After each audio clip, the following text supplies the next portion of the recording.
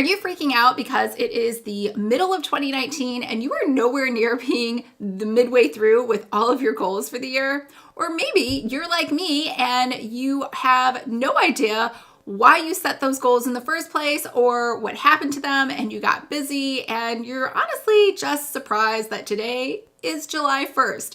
Well, don't worry, I have a plan for you to reset and recalibrate so you can finish 2019 strong. So it's a 4-step, easy peasy process, and I actually put it into the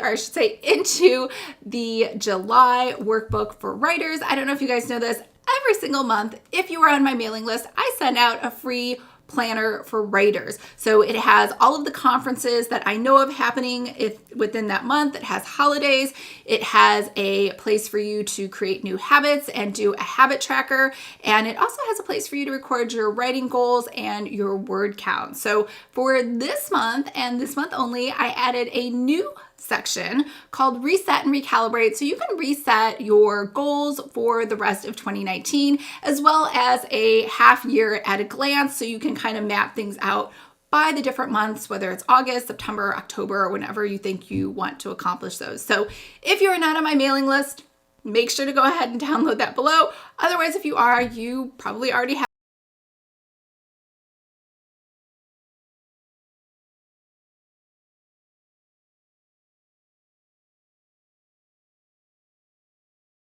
her 7 Guard series, and on this channel we talk all about romance writing, specifically for newbie and aspiring romance authors. So if this sounds like you or something you might be interested in, make sure to hit the subscribe button below. I post new videos every Monday. Now today I'm going over my 4-step process to reset and recalibrate. Make sure to download the July workbook so that you can follow along in that first section.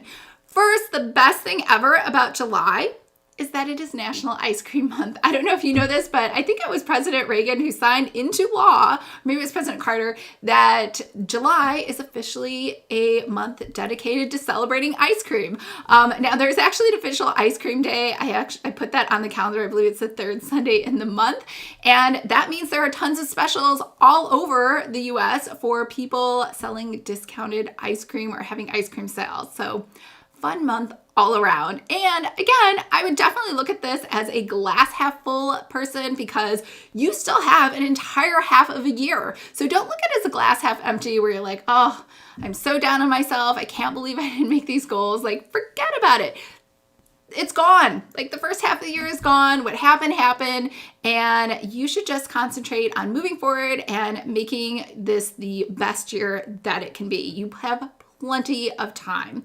So first step is to go through all of your goals. If you still have them, I don't even have mine. I just went ahead and threw them away and just said, you know what?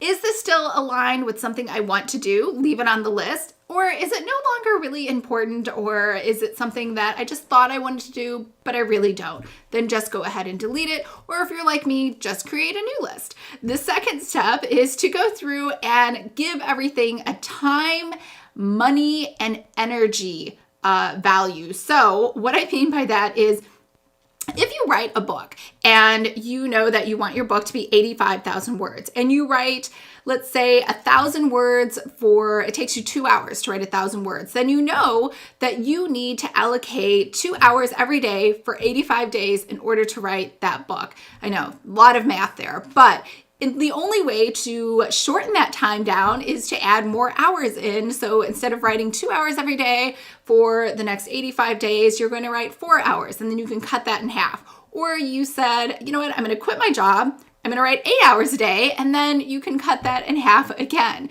Now, I'm not saying you should quit your job, but just being realistic about how much time something takes and how long it takes you to complete that particular task. And if you're not sure, just always overestimate, and then you give yourself a little bit of buffer. Same thing with costs. Like, do you have enough money to pay for the cover designer? Do you have enough money to pay for, say, 2 rounds of developmental edits or for a beta read? So those to me are things that are, considerations that you should know going in, that you need those in order to finish that goal. And same thing with energy level. If you know that it requires you a lot of energy to write and you want to do it right away in the morning, but the only time you've allocated for writing is at the end of the day or 11 p.m. after the kids have gone to bed, then that's probably not the best use of your time, and that goal probably won't get accomplished unless you cut some things out.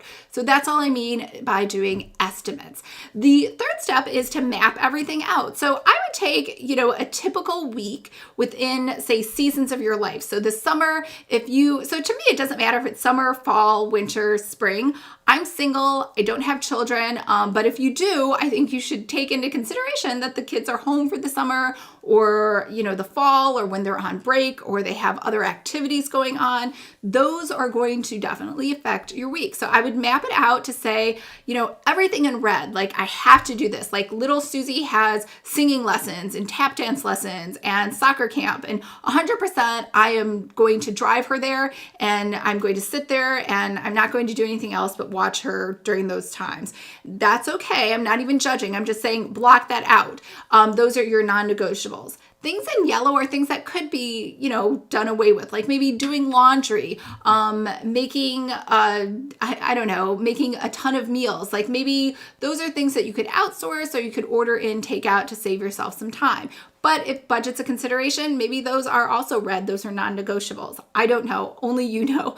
Other things that are in green are things like, going to the Kaboom Music Festival this summer. Do I really need to do that? Probably not. Those 3 days, my time might be better spent just staying at home and writing. So that's definitely something I can take off my schedule. So again, go through and make sure that if something is a red, it has to stay there. It's a yellow, maybe you can move it around, or if it's a green, and you should really just move it over so you can accomplish your goals. The fourth step is to set up status toll gates for yourself. So I know everyone talks about accountability, and quite honestly, unless you have someone that you're paying like a dedicated coach, I don't believe that accountability can always work, especially if it's a friend or a buddy, because they get busy too. So I think the best thing for you is to set up your own accountability with toll gates. So if I know that I'm going to write 1,000 words every day, then by the end of the next 30 days, I should have 30,000 words written. So that is my toll gate for day 30 is 30,000 words. My toll gate for day 60 is 60,000 words, etc. and so on. So set those up for yourself so that you know whether or not you're hitting your toll gates of, getting yourself up there to the next level, whether you set those up as weekly, daily, or monthly, or quarterly. All right. I hope that was helpful. So let's just recap that really quick. The first one was just to revisit your original list. If it still applies, leave it on the list. If it doesn't, just delete it or just make up a new list. The second one is to give everything an estimate in terms of time, money, and the level of energy required to work on that task. And the third is to map out all of your obligations so you know how much time you actually have left to work on your goals. So you have reds, which are non-negotiable for you, yellows, which maybe you can move those around, and green, which is obviously you should make a judgment call and say, I would rather work on my goals than maybe go to a Kaboom Music Festival, right? And then the fourth one is to set up status toll gates for yourself. So you set up your own accountability within your timeline to make sure that you're on track to make that goal by that actual date. So I hope that was helpful, and I would love to see some other ways that you guys are doing a reset and recalibrate for the second half of the year. So leave those comments below. They might help somebody else out on how they do planning.